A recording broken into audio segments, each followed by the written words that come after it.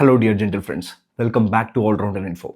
సగటు సినిమా ప్రేమికుడిగా నా మనసులో ఉండే ఒక బాధ ఈ వీడియోలో పంచుకోవాలని చెప్పి అనిపిస్తుంది. చాలా ముఖ్యమైన విషయం, స్కిప్ చేయకుండా దయచేసి చూడండి. మొదటగా ఈ సో కాల్డ్ రివ్యూవర్స్ ఎవరైతే ఉన్నారో వ్యూస్ కోసం ఈ మధ్య బాగా ట్రెండ్ అయిపోయిన విషయం ఏంటంటే హడావిడిగా సినిమా చూసేసి అంతే హడావిడిగా రివ్యూస్ని పెట్టేయడం అనమాట. సో ఇలా హడావిడిగా సినిమా చూడడం వల్ల ఏమైపోతుందంటే సినిమాని ఎంజాయ్ చేయడం మాని ఒక ప్రేక్షకుడుగా, ఫస్ట్ ఆఫ్ ఆల్ సినిమాకి మనం వెళ్ళేది ఒక ప్రేక్షకుడుగా, అది క్రిటికల్గా రివ్యూ చేసేవాళ్ళైనా సరే మొదటగా వారు కూడా ఒక ప్రేక్షకులే. సో అలా ప్రేక్షకుల్లా కాకుండా జడ్జిమెంటల్గా మనం సినిమా చూడడం వల్ల ఏమైపోతుందంటే ఒకటి ఆ సినిమాని ఆకాశానికైనా ఎత్తేస్తాం, లేకపోతే అతల పాతాళానికైనా తొక్కేస్తాం. సో ఇలా జరగడం వల్ల ఇద్దరు వ్యక్తులు నష్టపోతారండి. మొదటిది ఆ సినిమా తీసిన కాస్ట్ అండ్ క్రూ అయితే, ఇంకొకరు సగటు సినిమా ప్రేమికుడు. ఇంకా సింపుల్గా చెప్పాలంటే సగటు సినిమా ప్రేక్షకుడు. ఇందులో సమస్య అర్థమవుతుంది కదా. ఒక మంచి సినిమాని హడావిడిగా బాగలేదు అని చెప్పి రివ్యూ ఇవ్వడం వల్ల ఆ మంచి సినిమా సగటు ప్రేక్షకుడికి చేరకుండానే వెళ్ళిపోతుంది. అదేవిధంగా అస్సలు బాగోలేని సినిమాని ఆకాశానికి ఎత్తేయడం వల్ల అదే సగటు ప్రేక్షకుడి యొక్క జోబుకి చిల్లు పడుతుంది. ఈ విషయాన్ని గుర్తుంచుకొని దయచేసి రివ్యూవర్స్ కొంచెం ఆచితూచి నిదానంగా సినిమా చూసొచ్చి ఆలోచించి ఏ విషయాలు దీంట్లో మంచి ఉన్నాయి, చెడు బాగలేని విషయాలు ఏంటి, ఇటువంటి విషయాల్ని విశ్లేషణగా పెడితే సగటు సినిమా ప్రేక్షకుడు మరియు సినిమా తీసిన వాళ్ళు లాభపడతారనేది నాబోటి సినిమా ప్రేమికుల యొక్క నమ్మకం. సరే, ఇకపోతే కుబేరా ఈ సినిమా యొక్క విశ్లేషణ చాలా డీటెయిల్డ్గా చూద్దాం. థంబ్నెయిల్లో చెప్పినట్లుగా సగటు సినిమా ప్రేమికుడు కోసం చేస్తున్న ఒక రివ్యూ ఇది. సరే, విషయానికి వచ్చేస్తే కొంతమందికి కంప్లైంట్స్ ఉన్నాయి. ఈ సినిమా నిడివి పైన అతి ముఖ్యమైన కంప్లైంట్, అరే చాలా ల్యాగ్ అవుతుందిరా సినిమా, 3 గంటలు పైన 3 hours and 2 minutes వెళ్తుంది సినిమా, ఇంటర్వెల్ ఎప్పుడెప్పుడు వస్తుందా అని చెప్పి అసలు తెగ ఫీల్ అయ్యేటట్టు చేసింది సినిమా, చాలా ల్యాగింగ్. అండ్ మోర్ ఓవర్ ఈ సినిమాలో ధనుష్ పర్ఫార్మెన్స్ తప్పనిస్తే పెద్దగా చెప్పుకోవడానికి ఏమీ లేదు. నాగార్జున గారి యొక్క క్యారెక్టర్, ఆయన యొక్క క్యారెక్టర్ని ఫినిష్ చేసిన విధానం అసలు బాగోలేదు, అన్ఎక్స్పెక్టెడ్గా ఉంది. రష్మిక మందన అసలు ఈ సినిమాలో ఆమెను ఎందుకు తీసుకున్నారు, ఆ క్యారెక్టర్ని ఎందుకు రాసుకున్నారు, ఏమాత్రం ఇంపార్టెన్స్ లేదు. క్లైమాక్స్ మరీ సినిమాటిక్గా లేదు, మరి ఇంత లిబర్టీ తీసుకుంటారా క్లైమాక్స్లో అని చెప్పి కొన్ని కంప్లైంట్స్ ఉన్నాయి. ఖచ్చితంగా ఈ విషయాల్ని మనం మాట్లాడుకోవాలి. సరే, రివ్యూ అనే విషయానికి డీటెయిల్గా వచ్చేస్తే ఎక్కడి నుంచి స్టార్ట్ చేయాలి? సరే, సినిమాని స్టార్ట్ చేసేది టైటిల్ కార్డ్తోనే కదా, దాంతోనే స్టార్ట్ చేద్దాం. ఈ సినిమాలో 3 చోట్ల మన డైరెక్టర్ గారి యొక్క పేరు పడుతుందండి. ఫస్ట్లో శేఖర్ కములాస్ కుబేరా అని చెప్పి పెడితే, తరువాత story, screenplay, dialogue, direction Shekhar Kammula, ఇకపోతే ఎండ్ క్రెడిట్స్లో a film by Shekhar Kammula. So 3 చోట్ల ఈ పేరు పడేటప్పుడు మాత్రమే ఇది శేఖర్ కమ్ముల గారి సినిమా కదా, ఆయనే కదా ఈ సినిమాకి డైరెక్టర్ అనే విషయం మనకి గుర్తుంటుంది. మిగతా ఏ సందర్భంలోనూ సినిమా స్టార్టింగ్ నుంచి ఎండింగ్ వరకు ఈ టైటిల్ కార్డ్స్ తప్ప ఏ సందర్భంలోనూ నాకైతే మరీ ముఖ్యంగా ఇది శేఖర్ కమ్ముల గారి సినిమాలాగా కనిపించలేదు. మరి ఇది శేఖర్ కమ్ముల గారికి విజయమా, పతనమా? సరే, ఈ విషయాన్ని మీరే అర్థం చేసుకుంటారు మనం ఇన్ డెప్త్ అనాలిసిస్లోకి వెళ్ళేటప్పుడు. మొదటగా మనం మాట్లాడుకోవాల్సింది ఈ సినిమా నటీనటుల యొక్క పర్ఫార్మెన్సెస్ గురించి. ఎస్, కింగ్ నాగార్జున గారు. So senior most actor and well experienced performer also. దీని గురించి సహజంగా ఎవరు మాట్లాడినా చెప్పే విషయం ఏంటంటే క్లాస్. నాగార్జున గారంటే ఒక క్లాస్ని, స్టాండర్డ్ని సెట్ చేశారని చెప్పి. కోర్స్ దాన్ని బ్రేక్ చేస్తూ మాస్ అనే సినిమాని కూడా ఆయన తీశారు. Jokes apart, no doubt Nagarjuna garu class actor. కొన్ని సినిమాలు ఉంటాయండి, ఫర్ ఎగ్జాంపుల్ చెప్పుకోవాలంటే ఆర్ట్ పరంగా సినిమాలు, డాక్యుమెంటరీ పరంగా సినిమాలు, ఇంకా సింపుల్గా అర్థమయ్యేలా చెప్పాలంటే ఫీల్ గుడ్ మూవీస్ అని చెప్పి కొన్ని సినిమాలకు మనం ట్యాగ్ ఇస్తూ ఉంటాం. ఇటువంటి ఫీల్ గుడ్ మూవీస్కి ఏమవుతాయంటే కథ అండ్ కథనం మాత్రమే హీరో అండ్ హీరోయిన్లుగా ఉంటాయి. సో నటీనటులు హీరో హీరోయిన్లుగా మనకి ఎక్కడా కూడా కనపడరు. కుబేరా అనే సినిమాని కూడా మనం ఆ కోవలోకి నిస్సందేహంగా తీసుకెళ్లొచ్చు. నాగార్జున గారు ఎక్కడ కూడా ఈ సినిమాలో మనకి కింగ్ నాగార్జుననో లేకపోతే యువ సామ్రాట్ అక్కినేని నాగార్జున గారిగానో ఎక్కడా కనిపించరు. కొన్ని సినిమాల్లో ఏంటంటే స్టార్టింగ్ మనకి హీరోలా కనిపించినా పోను పోను నెమ్మదిగా నిదానంగా ఆ కథనంలో మనం మునిగిపోతూ ఉంటే కథకి నాయకుడే గుర్తుంటాడు కానీ కథానాయకుడిని మనం మర్చిపోతాం. బట్ ఈ సినిమా యొక్క సక్సెస్ని నేను ఎక్కడ చెప్తానంటే అదేనండి, డైరెక్టర్ గారి యొక్క సక్సెస్ అని చెప్పి నేనేం చెప్తానంటే అసలు ఫస్ట్ సీన్ దగ్గర నుంచే మనం నాగార్జున గారిని అక్కినేని నాగార్జున అని కాకుండా ఈ సినిమాలోని ఒక క్యారెక్టర్గా సిబిఐ ఆఫీసర్, సమాజం పట్ల ఎంతో బాధ్యతగా తన కర్తవ్యాన్ని నిర్వర్తించినందుకు అరే పనిష్మెంటా అని చెప్పి మనసులో కుమిలిపోయి ఏం చేయాలి? సమాజం కోసం ఎంతో చేయాలనుకున్నానే, ఎంతో నీతిగా, నిజాయితీగా ఉండాలనుకున్నానే, బట్ సమాజం నాకేం చేసింది అని చెప్పి లోలోపల కుమిలిపోయి ఒక డెసిషన్‌ని తీసుకొని, ఆ డెసిషన్ కూడా కరెక్టా? కాదా? అని డైలమాలోనే ట్రావెల్ అయ్యే ఒక క్యారెక్టర్‌గానే మీకు కనిపిస్తారే కానీ, మీకెక్కడ కూడా చెప్పినట్లుగా కింగ్ నాగార్జున గారు కనపడరు. అండ్ రెండో వ్యక్తి ధనుష్.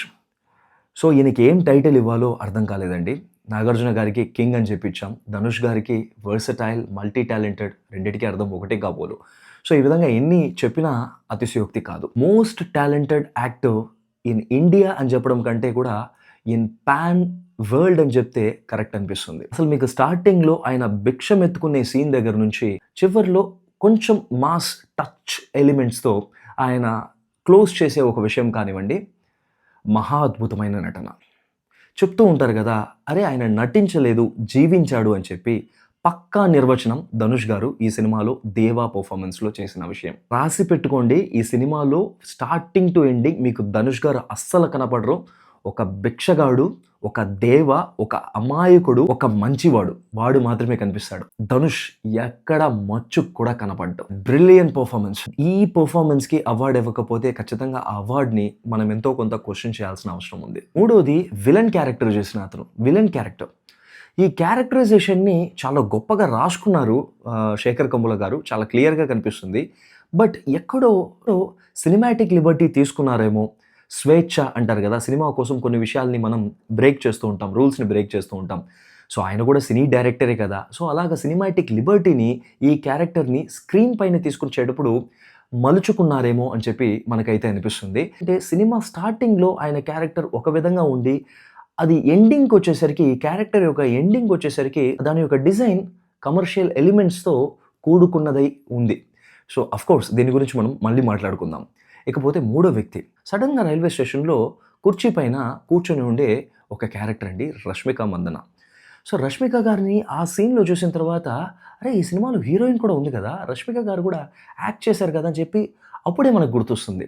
సో, అంతవరకు కూడా మనం కథలో మునిగిపోయి ఉంటాం. ఆ పాత్రలతో, ఆ సన్నివేశాలతో మనం మునిగిపోయి ఉంటాం. సో, కలిసిపోయి ఉంటామని చెప్పాలి.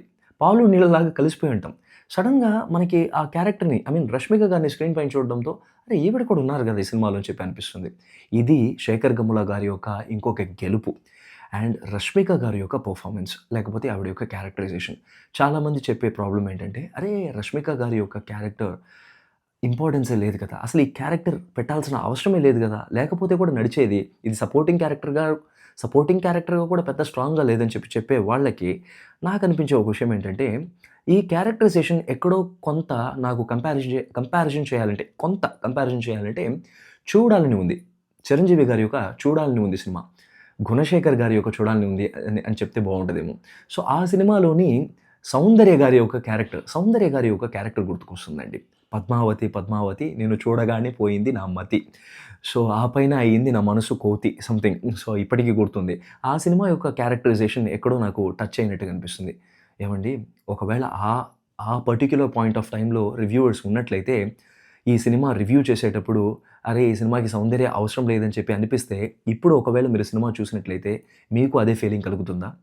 ఎంత క్యూట్‌గా ఉంటుంది సౌందర్య గారి యొక్క క్యారెక్టరైజేషన్ దాంట్లో. అందులో ఖచ్చితంగా నేను సౌందర్య గారితో 'రష్మిక' గారి యొక్క పెర్ఫార్మన్స్‌ని పోల్చడం లేదు.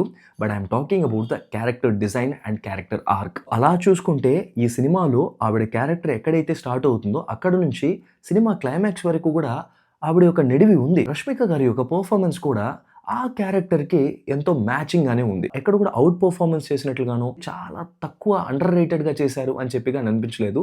ఆ క్యారెక్టర్‌కి ఎంత సటిల్‌గా చేయాలో అంతే చేశారని చెప్పి అనిపించింది. అండ్ ముఖ్యమైన విషయాన్ని మర్చానండి. నాగార్జున గారి యొక్క ఎండింగ్. నాగార్జున ఎంత పెద్ద హీరో 'నాగార్జున.' ఆయనకి ఫినిషింగ్ ఏ విధంగా ఇవ్వాలా అని చెప్పి రివ్యూవర్స్ కొంతమంది చెప్తే దయచేసి నమ్మకండి. మీరు ఈ సినిమాని చూడండి. సినిమాని చూసేటప్పుడు ఆల్రెడీ నేను చెప్పాను గదా! కింగ్ నాగార్జున గారు ఎక్కడ కనిపించదు. ఆ పాత్ర మాత్రమే కనిపిస్తుంది. మరి ఆ పాత్రకి ఇటువంటి ఎండింగే కరెక్ట్ ఏమో, పశ్చాత్తాపంతో కుమిలిపోతున్న ఒక పాత్రకి ఇంతకంటే ఎండింగ్ ఏమి ఇవ్వగలరు? ఇంకేమైనా జస్టిఫై చేసినట్లయితే ఇంకొక్కసారి శేఖర్ గమ్ముల గారు సినిమాటిక్ లిబర్టీ తీసుకున్నారా అని చెప్పి మనకనిపిస్తుంది. సో, థాంక్ గాడ్ ఆయన లిబర్టీని తీసుకోలేదని చెప్పి అనిపించింది. నాగార్జున గారి క్యారెక్టర్ ఎండింగ్ విషయానికి వచ్చేసరికి. పోతే క్లైమాక్స్ సరే, ఇకపోతే సినిమా యొక్క నిడివి గురించి కంప్లెయింట్ అని చెప్పి చెప్తున్నారు కదా! ఒక సినిమాని ప్రేమించి, తన యొక్క క్రాఫ్ట్‌ని ఎంతో ప్రేమించి, కథని రాసుకొని, డైలాగ్స్ రాసుకొని, స్క్రీన్ ప్లే రాసుకొని, ఆ క్యారెక్టర్స్ నోటి ద్వారా ఆ పెర్ఫార్మన్స్‌ని చేయించి, సో దాన్ని ఫైనల్‌గా ఒక అవుట్‌పుట్‌గా తీసుకొచ్చిన డైరెక్టర్‌కే తెలుసండి ఆ సినిమా ఎంత గొప్పదో, ఎంత ప్రేమించి తను తీశాడో. సో అతని యొక్క కన్న బిడ్డ లాంటిది సినిమా. ఆహ్, ఆ సినిమా తీసిన డైరెక్టర్ ఎప్పుడు మొదటిసారి ఫీల్ అవుతాడంటే, నాకు తెలిసినంత వరకు ఆ సినిమా ఎడిట్ రూమ్‌లోకి వెళ్ళినప్పుడు. మరీ ముఖ్యంగా 'శేఖర్ కమ్ముల' లాంటి డైరెక్టర్స్ ఉన్నారు గదా! సో సినిమాని ఎంతో ప్రేమించి తీసేవాళ్ళు. సో ఇటువంటి వాళ్ళు నేను ఊహించుకోగలను. సగటు ప్రేమికుడుగా ఊహించుకోగలను. ఎంత మనసులో కుమిలిపోతారో వాళ్ళు సినిమా ఎడిట్ రూమ్‌లోకి ఉండేటప్పుడు. అరే! ఎంతో కష్టపడి తీసామే ఈ సినిమా. ఎంతో ప్రేమించి తీసామే ఈ సీన్స్‌ని. అరే! మన చేతులారా మన నోటి ద్వారా మనమే చెప్పాల్సొస్తుంది. అరే! కట్ చేసేయమని చెప్పి ఎంతో బాధుంటుందండి. మరీ ముఖ్యంగా ఇలా సమాజం పట్ల ఎంతో బాధ్యతగా ప్రేమించి తీసే సినిమాల్ని కట్ చేయాలంటే ఆ కష్టం వర్ణనాతీతమనే చెప్పుకోవాలి. ఆ రకంగా ఆలోచించుకుంటే ఈ సినిమా యొక్క నిడివి 3 గంటల 2 నిమిషాలు అనేది చాలా యాప్ట్‌గానే అనిపించింది నాకైతే మాత్రం. అండ్ సినిమా యొక్క క్లైమాక్స్ యెస్. ఇక్కడ ఖచ్చితంగా 'శేఖర్ కమ్ముల' గారు సినిమాటిక్ లిబర్టీని తీసుకున్నారు. అంటే సినిమాటిక్ లిబర్టీ అంటే సింపుల్‌గా చెప్పాలంటే లాజికల్‌తో పని లేకుండా ఆన్ స్క్రీన్‌లో ఒక మాస్ మసాలా సినిమా తీసేటప్పుడు ఒక మ్యాజిక్‌ని క్రియేట్ చేయాలని చెప్పి అనుకుంటారు గదా!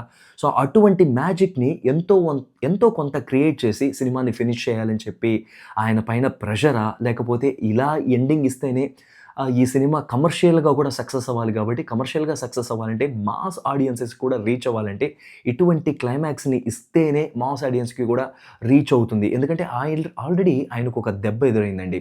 చాలా నీతిగా, నిజాయితీగా తీసిన ఆయన క్రాఫ్ట్ లీడర్. సో దాని యొక్క సినిమా నిడివి మొత్తం ఎంతో నిజాయితీగా ఉంటుంది. సెకండ్ హాఫ్ అయితే అసలు ఆ సినిమా ఫ్లాప్ అవ్వడానికి అప్పట్లో కారణం ఏంటంటే సెకండ్ హాఫ్ అంటారు. ఎందుకంటే మరీ నిజాయితీగా తీసేసారు ఆ సినిమానైనా. సో మరి ఇప్పుడు అలా కాకూడదు, కమర్షియల్‌గా కూడా సినిమా క్లిక్ అవ్వాలని చెప్పి అనుకున్నారేమో కానీ, సినిమాటిక్ లిబర్టీ అనేది లాస్ట్ క్లైమాక్స్‌లో చాలా క్రిస్టల్ క్లియర్‌గా కనిపిస్తుంది. బట్ అది సినిమా యొక్క మొత్తానికి ఇబ్బందిగా ఉందా అని చెప్పి చూస్తే ఒక మచ్చు తొనక అని చెప్తాను గానీ, ఎక్కడ కూడా మనకి ఇబ్బందిగా అనిపించదు. Yes 100% it is not a regular 'Shekhar Kammula's' template movie. ఆయన టెంప్లెట్ కాదు. ఆయన యొక్క స్టాంప్ అయితే అస్సలు లేదు.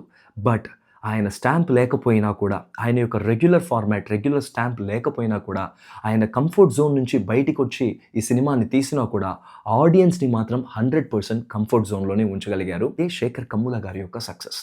ఈ సినిమా ఫంక్షన్స్‌లో అన్నిట్లోనూ నటీనటులు చెప్పిన విషయం, మరీ ముఖ్యంగా 'నాగార్జున' గారు చెప్పిన విషయం ఏంటంటే, ఇది 'శేఖర్ కమ్ముల' గారి యొక్క సినిమా. ఆయన యొక్క 'కుబేరా' అన్నారు. టైటిల్‌లో ఉన్న విధంగానే రివ్యూలో కూడా చివరిగా చెప్పే విషయం 100% it is a director's movie, director's cut. So hats off to 'Shekhar Kammula' garu. So for this wonderful attempt on silver screen. సినిమాని తప్పకుండా సినిమా ప్రేమికులు, సగటు సినిమా ప్రేక్షకుడు థియేటర్‌లోకి వెళ్లి చూసి ఎంజాయ్ చేయండి. అండ్ ఒక మంచి మెసేజ్‌ని కూడా మీతో పాటు క్యారీ ఫార్వర్డ్ చేయండి. I will catch you up in another interesting and useful content. Till then, this is Gananath Shankar signing off from this particular video. Stay safe, stay healthy.